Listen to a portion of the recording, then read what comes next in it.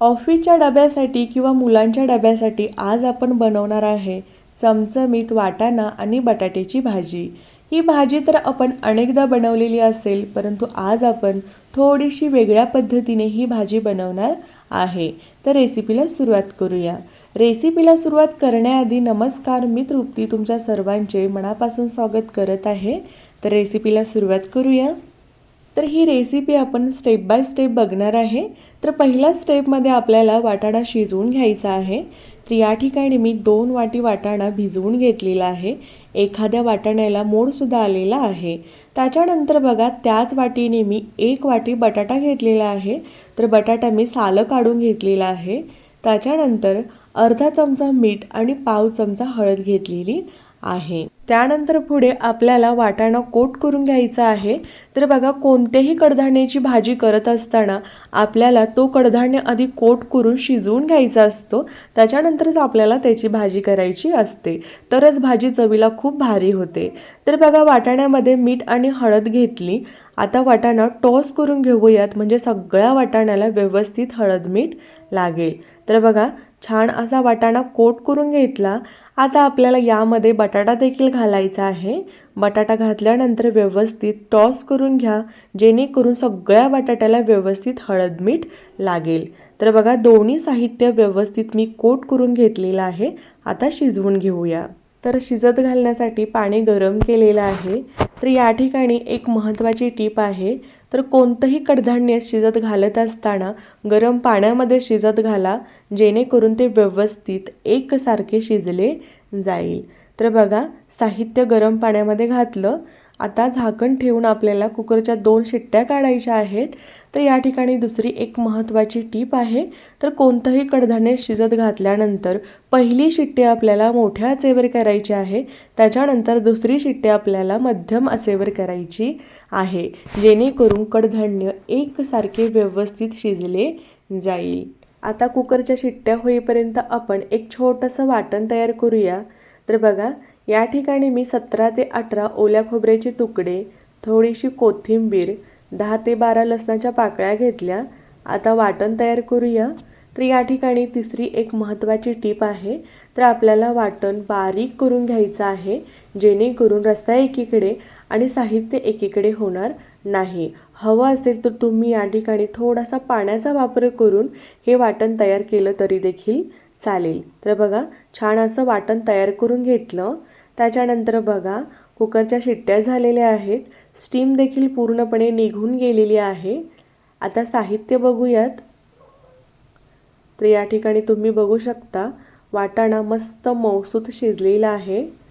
आता बटाटा बघा, बटाटा देखील अगदी मऊसूत शिजलेला आहे। आता भाजीला फोडणी घालूया। तर फोडणी घालण्यासाठी कढई गरम केली। आता कढईमध्ये 2 चमचे तेल घेऊयात।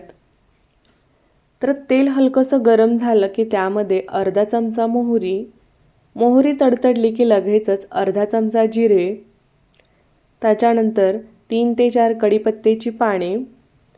तर हे बेसिक साहित्य आपल्याला अर्धा ते 1 मिनिट परतवून घ्यायचं आहे, जेणेकरून त्याचा अर्क तेलामध्ये उतरेल। तर साहित्य परतवून झाल्यानंतर त्यामध्ये 1 वाटी बारीक चिरलेला कांदा घातला।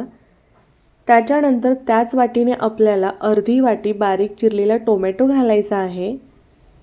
आता हे साहित्य एकदा परतवून घेऊयात। तर हे साहित्य व्यवस्थित परतलं जावं म्हणून आपण या ठिकाणी आधीच गरजेनुसार मीठ घालणार आहे।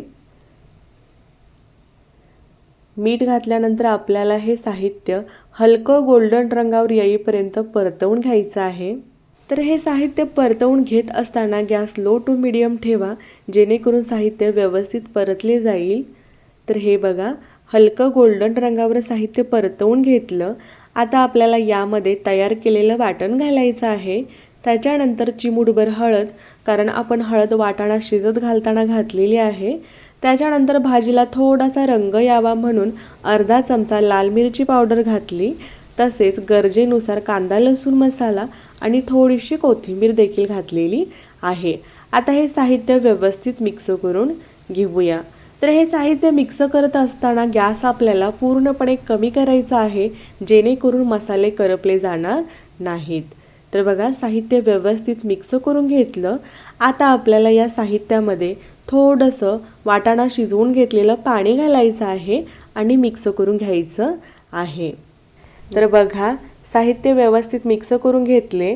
आता आपल्याला हे साहित्य 4 ते 5 मिनिट शिजवून घ्यायचं आहे, जेणेकरून त्यामध्ये असलेले मसाले व्यवस्थित शिजले जातील.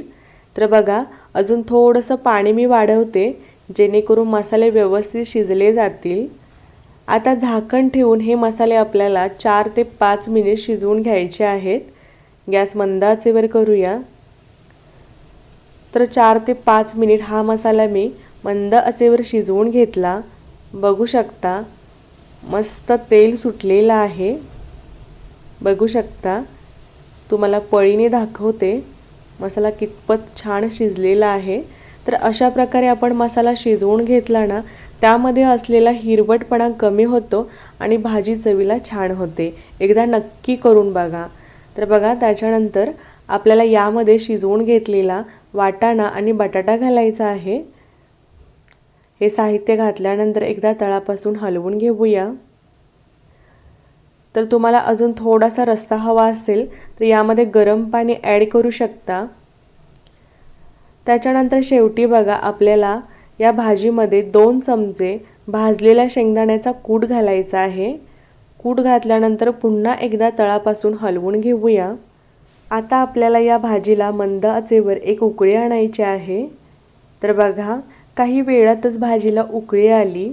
बघू शकता आपण भाजी मंद आचेवर शिजवून घेतल्यामुळे भाजी एकदम रिच बनवून तयार झालेली आहे.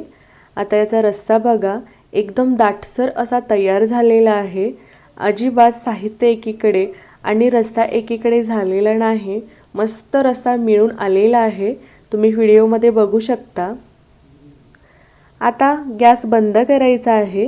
गॅस बंद केल्यानंतर अजून जास्त याची चव वाढवण्यासाठी आपल्याला यामध्ये अर्ध्या लिंबूचा रस घालायचा आहे किंवा तुम्ही चिंचेचा कोळ घातला तरी देखील चालेल. त्याच्यानंतर पुढे थोडीशी कट केलेली कोथिंबीर घालूयात. तर बघा या ठिकाणी मस्त चमचमीत भाजी तयार झालेली आहे. ही भाजी तुम्ही भाताबरोबर खावा, चपातीबरोबर खावा, एकदम भारी लागणार. किंवा मग पुरीबरोबर तीच मटकीची भाजी खाऊन जर कंटाळा आला असेल ना, तर ही वाटाणा आणि बटाट्याची भाजी एकदा नक्की ट्राय करा, तुम्हाला खूप आवडेल. तर ही लहानांपासून मोठ्यापर्यंत आवडणारी चमचमीत वाटाणा आणि बटाट्याची भाजी तयार आहे. तर ही माझ्या आईच्या हातची रेसिपी आहे, एकदा नक्की करून बघा. जेव्हा आम्ही शाळेला जायचो ना, तेव्हा आई आमची डब्याला ही भाजी द्यायची. आज तुमच्यामुळे ही आठवण पुन्हा एकदा जागी झाली. तर ही रेसिपी एकदा नक्की ट्राय करा आणि आजची रेसिपी आवडली असेल तर प्लीज व्हिडिओला लाईक करा आणि तुमच्या मित्रमैत्रिणींना शेअर करा आणि चॅनेलवर नवीन असाल तर चॅनेलला सबस्क्राईब करा. भेटू अशाच एका नवीन रेसिपीमध्ये. तोपर्यंत धन्यवाद.